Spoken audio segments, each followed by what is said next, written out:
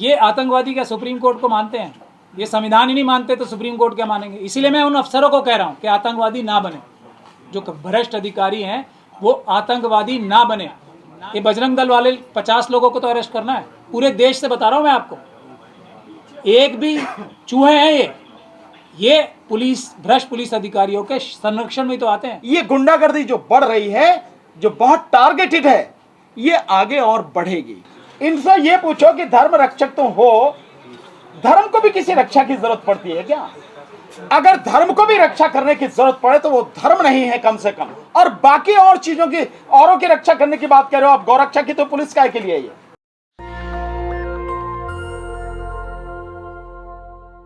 यही फॉर्मूला गुजरात का फॉर्मूला है, यही फॉर्मूला दिल्ली जो हमले हुए थे, आतंकवादी हमले जो दिल्ली में, ईस्ट दिल्ली में हुए, नॉर्थ ईस्ट दिल्ली में हुए थे, यही फॉर्मूला है।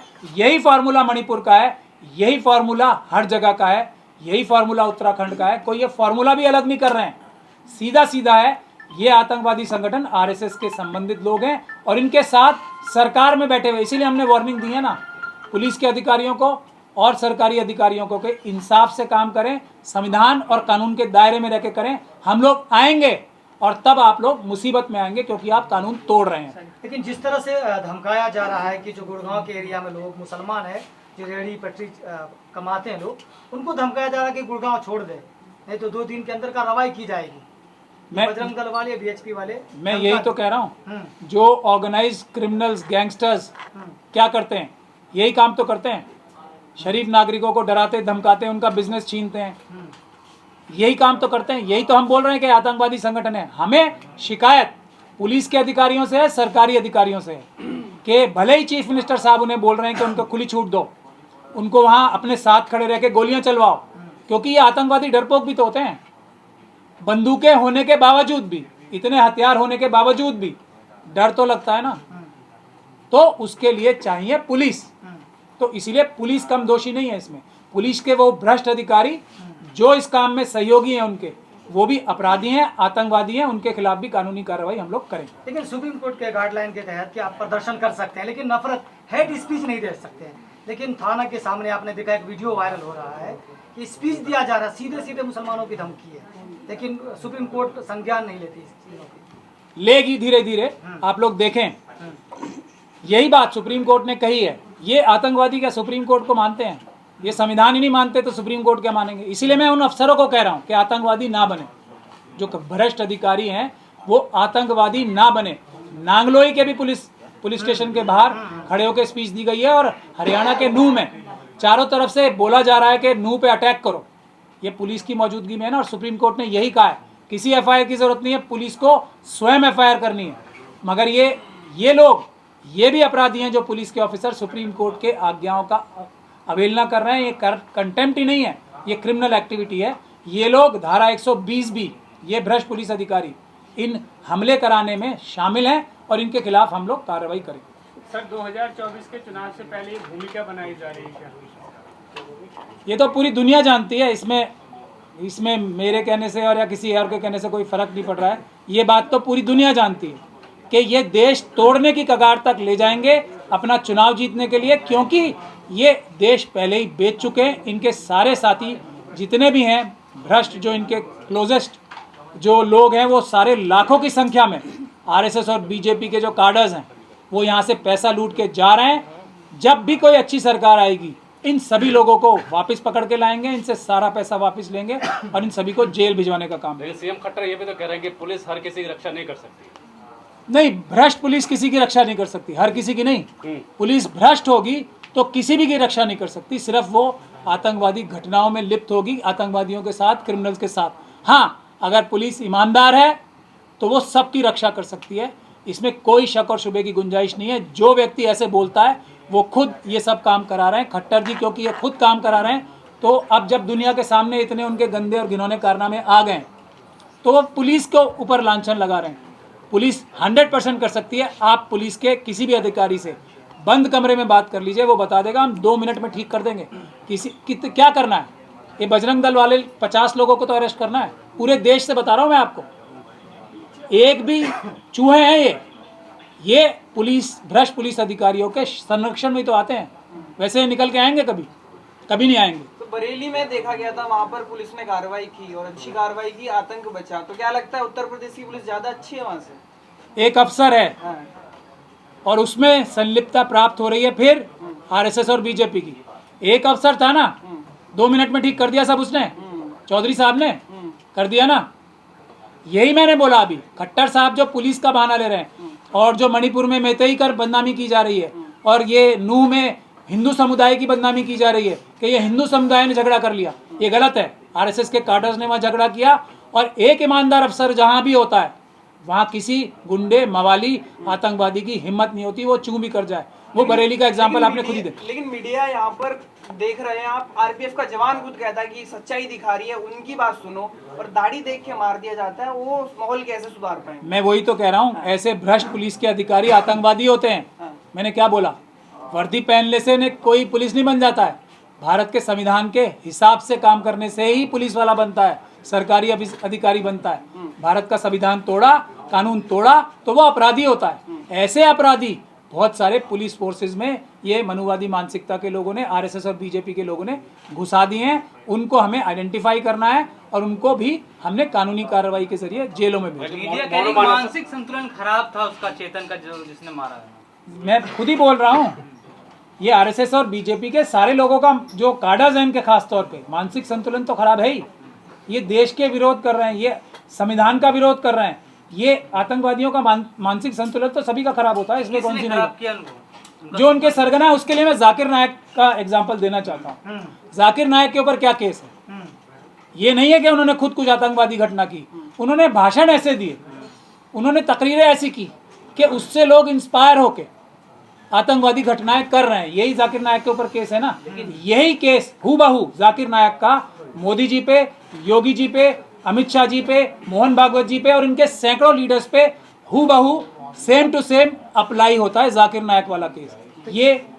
ये लीडर्स हैं, यही ट्रेन कर रहे हैं इस मानसिकता को विक्षिप्त बनाने का और इस मानसिकता को बीमार बनाने का काम इनके लीडर्स कर रहे हैं। नेशनल मीडिया पे जो डिबेट चलती है उनका कितना असर पड़ रहा है ऐसे लोगों पे, इस तरह की घटना को अंजाम देने ट्रेन में, मेट्रो में और भी जगह? वो क्रिमिनल मीडिया खराब कर रही है। आप लोग आगे आए ना, इसीलिए तो मैंने आपको अपनी खुशी का इजहार किया था आज आपके आते ही। आप लोग आगे आ जाएंगे तो वो मीडिया खत्म हो जाएगी, क्रिमिनल्स खत्म हो जाते हैं आप जैसी पुलिस के आते ही। तो आज आप इतनी बड़ी संख्या में आए, अगर इसी प्रकार से आप लोग इन मुद्दों को इस मजबूती से उठाएंगे तो एक क्रिमिनल मीडिया समाप्ति हो जाएगी ना। देश के लोग आप लोगों को देखना चाह रहे हैं और इसीलिए आप लोगों के खिलाफ ये आरएसएस और बीजेपी के लोग बड़ी साजिश कर रहे हैं और अपने भी जो इनके काडर्स हैं उनसे भी आप लोगों की सोशल मीडिया की इनकी एक बड़ी टीम तैयार हो रही है जिसमें ये हजारों करोड़ लगाएंगे। लेकिन आप लोगों के पास सच्चाई है, सच्चाई को पैसे से हराया नहीं जा सकता, ईमानदारी को पैसे से हराया नहीं जा सकता। सवाल है मोनू मानेसर को लेकर राजस्थान सरकार और हरियाणा सरकार आपस में कह रहे हैं, लड़ रहे हैं, जुबानी जंग हो रही ट्वीट पे।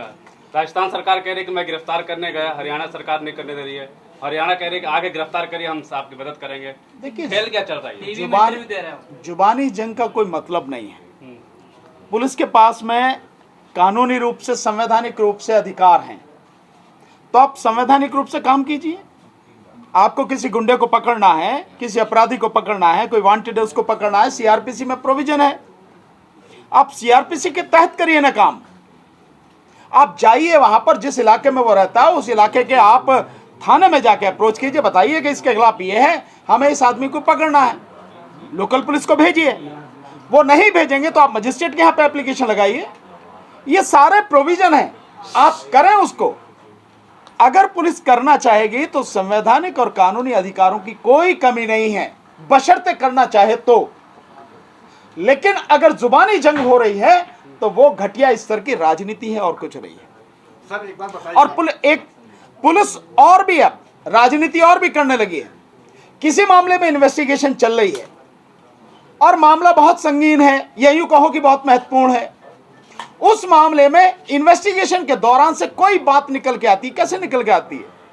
पूछताछ कौन करता? क्या आपके सामने होती है या चौराहे पर होती है? नहीं ना, पूछताछ होती है जो गवाह है या जो मुलजिम है उससे अकेले में। तो वो जिस व्यक्ति से पूछताछ हो रही है उसके और पुलिस के बीच में है। अगर वहां से कोई चीज लीक हो रही है तो पुलिस के द्वारा की जा रही है और पुलिस के द्वारा की जा रही है, तो ये सब कुछ जानबूझ के किया जा रहा है, उसको पॉलिटिसाइज करने के लिए किया जा रहा है। इसलिए ये सारी चीज, तो जुबानी जंग का कोई मतलब नहीं है। आप काम कीजिए, आपको अधिकार है। अब बताइए सर, जब नफरत की रैलियां निकल सकती हैं तो सौहार्द की रैलियां क्यों नहीं निकलती? किसकी? जब नफरती रैलियां निकल सकती हैं जिनमें भाषणबाजी होती है, नफरती भाषण दिए जाते हैं जी, तो सौहार्द की बात करने वाले लोग वो रैलियां निकलकर क्यों नहीं जाते? नहीं, निश्चित रूप से निकल सकती हैं, इसमें कोई शक नहीं है। लेकिन अगर रैलियां ना भी निकले, पर जो लोग वो दंगा भड़काना चाह रहे हैं, जो माहौल खराब करना चाह रहे हैं, लोग उसमें पार्टिसिपेट नहीं कर रहे, उसको अपनी तरफ से आगे नहीं बढ़ने दे रहे, ये भी क्या कम बड़ी बात है? ये भी एक अच्छी बात है। हाँ, मैं मानता हूं कि अगर सौहार्द वाली रैलियां निकलें और लोग बोलें, जैसे हम लोग, आप सारे मीडिया वाले जो साथी हैं, सबको बुला के हम लोग जो बात कह रहे हैं, बता रहे हैं, लोगों से रिक्वेस्ट कर रहे हैं, सरकार को चेतावनी दे रहे हैं, और पुलिस वो अपना कर्तव्य करे, उसको बता रहे हैं। ये काम और लोग भी कर सकते हैं। आज की तारीख में बहुत से लोग हैं जो सोशल मीडिया, जिसमें फेसबुक है, जिसमें यूट्यूब है, जिसमें आपके इंस्टाग्राम वगैरह है, इन सबको यूज करते हैं, वहां ये बात कह सकते हैं। और अगर वो चाहें तो और भी नहीं तो कम से कम अपने जो रिश्तेदार हैं, अपने जो दोस्त हैं, जो अपना सर्किल है, उसमें तो बात कह ही सकते हैं।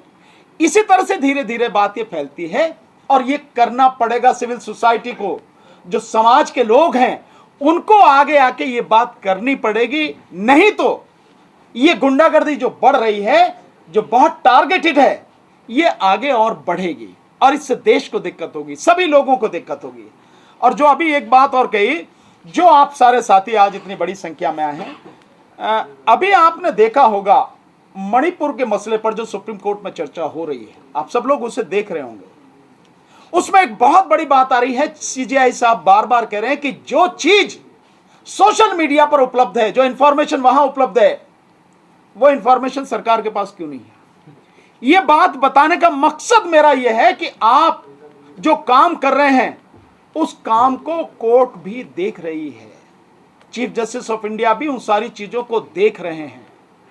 ये चीज आपको बहुत ध्यान में रखनी है, और इसीलिए मैं मानता हूं कि आपकी जिम्मेदारी थोड़ी बड़ी हो जाती है, ज्यादा हो जाती है, कि बात जो भी है, सच जो भी है, आप पूरी ईमानदारी से दिखाते रहे हैं, उसको और ईमानदारी के साथ में दिखाएं, आगे बढ़ाएं। देश को बचाने में आपका बड़ा योगदान है। देश में सांप्रदायिक सौहार्द है ही, ये लोग खराब करते हैं, सिर्फ आरएसएस और बीजेपी के कार्डर्स खराब कर रहे हैं। तो इसीलिए अगर इनको पकड़ के जेलों में भिजवा दिया जाएगा, इनको आतंकवादी संगठन घोषित कर दिया जाएगा, तो सांप्रदायिक सौहार्द की रैलियां निकालने की आवश्यकता ही नहीं पड़ेगी, क्योंकि सांप्रदायिक सौहार्द तो है ही। ये खराब कर रहे हैं जान के। भारत के संविधान को बाबा साहब ने लिखा था, तो उसमें प्रियम्बल में ही फ्रेटर्निटी लिखा था ना, फ्रेटर्निटी, वो इसीलिए लिखा था, वो है। अम्बेडकरवादी तो 90% है ना देश में, उसको खराब करने का जो काम किया जा रहा है, उसको रोकना जरूरी है। सर, एक आखिरी सवाल, नूह में जो 200 झुग्गियों पे बुलडोजर चढ़ा गया, उसे आप किस तरह देखते हैं?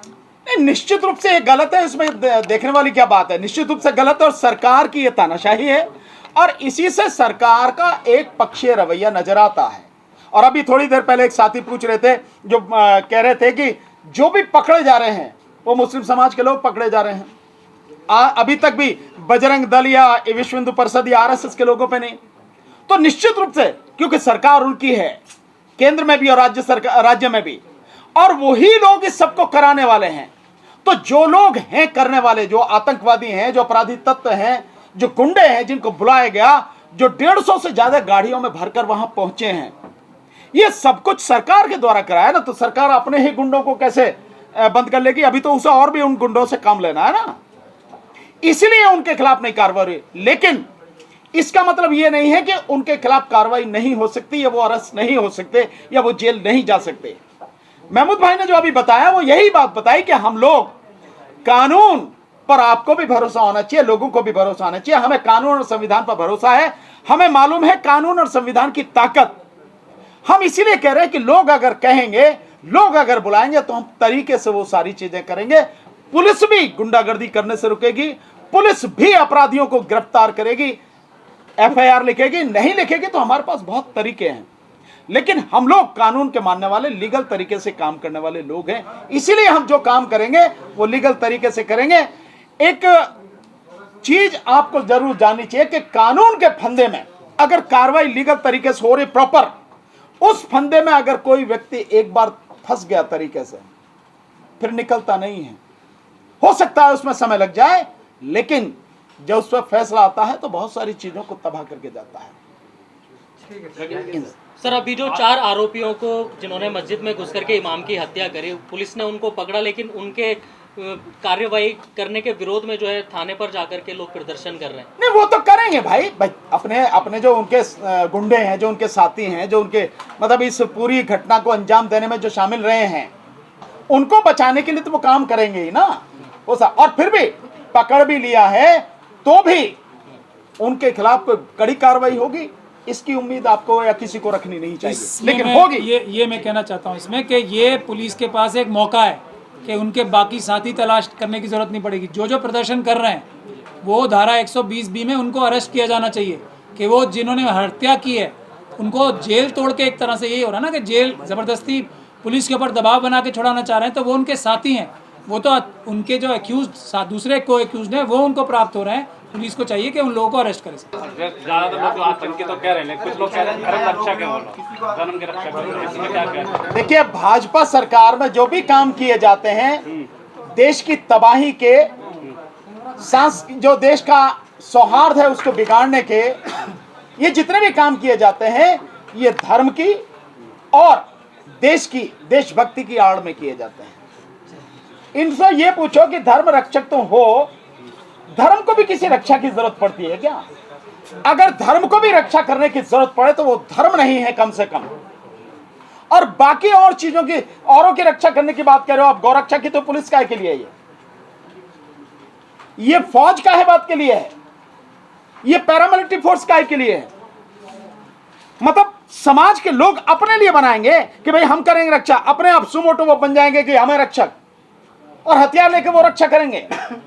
हथियार लेके किसी की रक्षा नहीं होती। इस तरह से सामूहिक रूप से गिरोह बनाकर, और जब सरकार शामिल हो जाए तो गुंडागर्दी की जाती है। ये सारे के सारे माफिया के लोग हैं, सब लोग। सो काम रक्षा करने का, चाहे किसी प्राणी की रक्षा हो, जानवर हो, कोई भी कीट पतंग हो, कुछ भी, या इंसान हो, उनकी रक्षा करने की जिम्मेदारी पुलिस की है। पर सर, जो आप कह रहे हैं वही तो सीएम योगी कह रहे हैं कि देश जो संविधान से चलेगा, किसी धार्मिक आधार पर नहीं चलेगा। तो सीएम योगी से आप ये बात जाके पूछो कि फिर ये बताओ आप कि ये क्यों कह रहे हो आप कि मुसलमानों को अपनी ऐतिहासिक गलती माननी चाहिए और अपने आप ही वो दे देना चाहिए, और अगर उस ज्ञान व्यापी को मस्जिद कहा तो विवाद होगा। ये क्यों कह रहे हैं? फिर इस बयान के पीछे क्या है? किस बयान के पीछे? राजनीति सबको जानते हैं भाई, राजनीति है और नफरत है। ये नफरत फैलाना है, क्योंकि उनके पास में देखिए, शिक्षा के मुद्दे पर बीजेपी सरकार चाहे डबल इंजन या ट्रिपल इंजन कुछ भी कह लें, वो हर मुद्दे पर वो फेल है। शिक्षा के मुद्दे पर फेल है, रोजगार के मुद्दे पर बुरी तरह से फेल है, वो स्वास्थ्य के मुद्दे पर बुरी तरह से फेल है, सुरक्षा के मामले में पूरी तरह से फेल है, मजदूरों के मामले में पूरी तरह से फेल है, किसानों की समस्याओं का निवारण करने में पूरी तरह से फेल है। 2022 में दुगनी करने की बात कही थी आय किसानों की, और आज की तारीख में उनकी आय 40% कम होगी किसानों की। दुगनी तो बात ही छोड़ दीजिए। 2022 तक सबको मकान मिल जाने थे ना पक्के, मोदी यही तो कहते थे चिल्ला चिल्ला के। कितनों को मिले आपके सबके सामने है। एजुकेशन का बिल्कुल बंटा ढार कर दिया, भट्टा बैठा दिया। ओआरओपी के लिए मैं समझता हूं 2500 से भी ज्यादा दिन हो गए और लगातार वो आंदोलन कर रहे हैं। यह स्थिति है। और महिला पहलवानों के साथ क्या हुआ, किस तरह से सरकार ने घिनौना षड्यंत्र रच के बहन बेटी की इज्जत आबरू का सौदा कर लिया, ये सब कुछ आपने सब अपनी आंखों से देखा है। सो सरकार हर मुद्दे पर फेल है, इसलिए अब कुछ उसके पास नहीं रहा सिवाय देश का माहौल खराब करने के, नफरत फैलाने के, हिंदू मुस्लिम करके, सांप्रदायिकता को बढ़ावा देकर और अपनी राजनीतिक रोटियां सेकने के अलावा दूसरा कोई उनके पास बचा नहीं। इसलिए ये सारी चीजें हो रही। सर, एक वीडियो आया, उसमें जो बच्चे स्कूल गए थे, स्कूल से छोड़ करके स्कूल के बाद में वो बच्चे शामिल हो गए बजरंग दल के प्रदर्शन में। तो ये जो देश के दो निहाल जा रहे हैं इस रास्ते पर, उसके माँ बाप को आप क्या कहना चाहेंगे? देखिए, उसके विषय में सबसे बड़ी जिम्मेदारी किनकी है? उसके विषय में जिम्मेदारी सबसे पहले शुरू होती है घर से। तो जो माँ बाप हैं उन बच्चों के, उन्हें इस बात का ध्यान रखना है कि उनके बच्चे कहां जा रहे हैं। क्या माँ बाप बजरंग दल में अपने बच्चों को शामिल करके गुंडा बनाएंगे, दंगाई बनाएंगे? और जब वो दंगाई बन जाएंगे और जब पुलिस की एफआईआर उनके खिलाफ होगी वो जेल जाएंगे और पूरा जीवन बर्बाद हो जाएगा। तो क्या माँ बाप ये चाहते हैं कि ऐसा हो? मर भी गया। अरे एक मर भी गया। सो ये जो और आप देखेंगे कि इसमें है भी कौन, वो बच्चे भी गरीब समाज के बच्चे हैं। ये जितने भी नेता हैं, ये जितने भी अधिकारी हैं, ये जितने भी पैसे वाले लोग हैं, इनके बच्चे कहां पढ़ रहे हैं? इनके बच्चे कर रहे हैं मेडिकल, एमबीबीएस में जा रहे हैं, इंजीनियरिंग में जा रहे हैं, इनके बच्चे जा रहे हैं विदेशों में पढ़ने जा रहे हैं, मैनेजमेंट के कोर्सेज पढ़ रहे हैं। गरीब आदमी के बच्चों को उकसाकर, उन्हें बहला फुसलाकर ये दंगाई बना रहे हैं। असली दिक्कत ये है। तो इसलिए पहले माँ बाप को देखना है कि अपने बच्चों की जानकारी रखे कि कम से कम ऐसे संगठन जो बच्चों को दंगाई बना रहे वहां उनके बच्चे ना पहुंचे। और दूसरी सबसे बड़ी जिम्मेदारी है सरकार की। लेकिन सरकार ही जब ये सब कुछ करा रही हो तो फिर कौन कहां से बच पाएगा? और उसको कराने के लिए जो इस सरकार का जो सबसे बड़ा हथियार है वो है इस देश का तथाकथित गोदी मीडिया। सबसे बड़ा काम उसका है इस देश को तबाह करने में। और मैं उन्हें चेतावनी देना चाहता हूं आपके माध्यम से कि जिस दिन इस देश की जनता खड़ी हो गई, सबसे पहले गोदी मीडिया को तहस नहस करेगी। बता दे रहा हूं मैं, छोड़ेगी नहीं उसको, किसी भी हालत में नहीं छोड़ेगी जिस दिन जनता खड़ी हो जाएगी। कि पूरे देश में हिंसा का माहौल है, क्या यही गुजरात मॉडल है? गुजरात मॉडल तो इससे भी बुरा है। अभी तो देखते रहो ना आप, धीरे धीरे धीरे धीरे। और गुजरात मॉडल भी कहना इसे गलत है। यह है मोदी और अमित शाह मॉडल, मोदी शाह मॉडल है ये गुजरात मॉडल। आप ये कह सकते हो कि सबके लिए जिम्मेदार जो हैं हम दो और हमारे दो, चारों के चारों गुजराती हैं। अधिकतर जो सांप जिनके हाथ में कंट्रोलर जो सब कर रहे हैं ये गुजराती ही हैं, इसलिए आप कह सकते हो। सर, एक स्टिंग में जानकारी आई है कि इनको पहले से पता था कि यहाँ पर दंगा भड़क सकता है प्रशासन को, तो उसके बावजूद भी ये चीजें भाई क्यों हो रही हैं? प्रशासन को अगर पहले से पता है और फिर भी रोक नहीं रहा, तो क्या आपको समझ में नहीं आ रही कि वो किसके द्वारा कराया जा रहा है? प्रशासन को ऊपर से इंस्ट्रक्शन होंगी कि होने देना, करना नहीं है। ये बहुत प्लान्ड वे में सब कुछ कराया गया है, ऐसे ही नहीं हो गया ये। भाई अगर किसी को जल चढ़ाना है, किसी को शोभा यात्रा निकालनी है तो खूब निकालो। आप देखिए कितनी शोभा यात्रा इस देश में निकलती हैं। आप देखिए सिख समाज की कितनी बड़ी शोभा यात्रा निकलती है। कभी आपने देखा किसी की तरह की कोई देखा कहीं आपने? बाबा साहब के जन्मदिन पर कितनी बड़ी शोभा यात्रा निकलती, कभी देखा आपने इस तरह का होता हुआ? और कितने ही इस देश में अलग अलग भिन्न भिन्न संप्रदाय के जो लोग हैं अपने धर्म अपनी मान्यताओं के हिसाब से कितनी शोभा यात्रा निकालते, कभी कहीं देखा आपने होते हुए? नहीं। लेकिन जहां होना होगा ये बीजेपी और आरएसएस के और बजरंग दल और ये विश्व हिंदू परिषद के लोग ये सब कुछ कराते हैं। और एक चीज और देखेंगे, वही हो रहा है जहां इनकी सरकारें हैं। आप यूं कह दो कि जहां डबल इंजन की सरकार है। मैंने 3 उदाहरण दिया आपको, उत्तर प्रदेश है, मणिपुर है, अब ये हरियाणा है, सब इनके ही हैं। और अगर मध्य प्रदेश में भी होगा तो वहां भी इन्हीं की सरकार है ना। तो जहां इनकी सरकार है वहीं हो रहा है, इसके अलावा नहीं है। और मैंने इसे महमूद भाई ने जो बहुत कहा कि ये बहुत डरपोक है, चूहे हैं, घुस जाएंगे किसी बिलों में। बीजेपी के एक नेता ने कहा है, बीजेपी से निष्कासित हो चुके हैं पिछले साल, उन्होंने कहा कि अगर मेवात में सीएम योगी होते तो मेवात के जो पत्थरबाज हैं वो अपने घरों के पत्थर चुन रहे होते। नहीं, वो तो कुछ भी जो मन में आता है। अगर वो सीएम होते या हम में से कोई होता सीएम तो हम बताते कौन क्या कर रहा होता। अगर हम पीएम होते तो हम बताते कौन क्या कर रहा होता। ठीक है ना? तो अभी है तुम्हारे हाथ में सत्ता है, तुम जो मन में आ रहा है जो कह सकते हो। ये व्यक्ति के बदलने से फर्क पड़ता है, तो व्यक्ति के बदलने से ऐसे भी फर्क पड़ जाएगा कि तुम कह रहे हो कि वो होते और हम कह रहे हैं कि अगर हम होते तो क्या होता। ये भी चीज समझने की। सर अगर आप होते तो क्या होता? बताएंगे, जब होंगे तब बताएंगे, जब होंगे बताएंगे। अगर हम होंगे तो देश में किसी भी कीमत पर सांप्रदायिक जो सद्भाव है उसको बनाए रखा जाएगा, उसे बिगाड़ने की किसी को इजाजत नहीं होगी, चाहे वो कोई भी हो।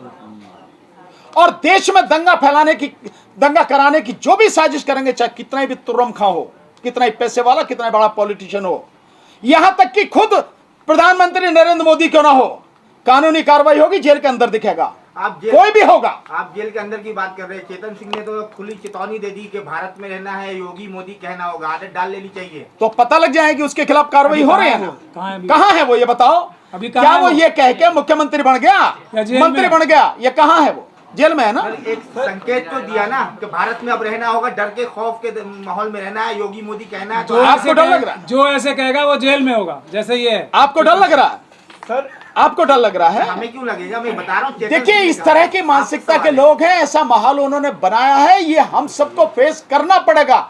लेकिन इसका भी इलाज है, और इलाज है संविधान, और इलाज है कानून। आप कानून पर विश्वास रखिए, आप संविधान पर विश्वास रखिए, उसके हिसाब से कार्रवाई कीजिए। मैंने आपको बताया ना कि जब लिखित में कानूनी कार्रवाई होती है उसका असर बड़ा गहरा होता है, बशर्ते आप करें तो जो ये कह रहा था कि हिंदुस्तान में रहना है तो योगी मोदी कहना है, अब योगी और मोदी जाके उसे छुड़ा लो जेल में से, अब वो जेल में पड़ा है।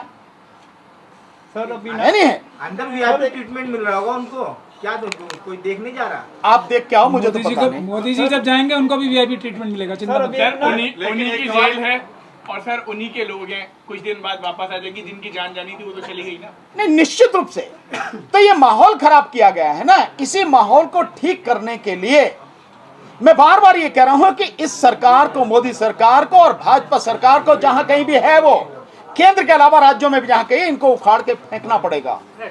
जब तक इन्हें उखाड़ के नहीं फेंका जाएगा तब तक बाकी और चीजें होंगी नहीं। एक मिनट प्लीज, प्लीज एक मिनट, 2024 में भी यही आया। एक मिनट सर, ट्विटर पे एक ट्वीट आया, ट्वीट किया एक वकील ने, जिम्मेवार वकील है, कम से कम 25 से 30 हजार उसके फॉलोअर्स हैं।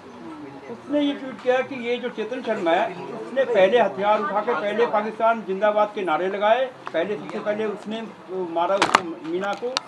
उसके बाद भी जाकर के दूसरे चेतन शर्मा ने जाकर के उसको गोली मारी है, तीनों को। ये अगर इस टाइप के वो भड़काऊ और इस टाइप के वो गलत वो भाषण देते हैं, बयान देते हैं ट्वीट पे, तो उनके खिलाफ क्या एक्शन नहीं लिया? नहीं, बिल्कुल एक्शन लिया जा सकता है, उनके खिलाफ कानूनी कार्रवाई की जा सकती है।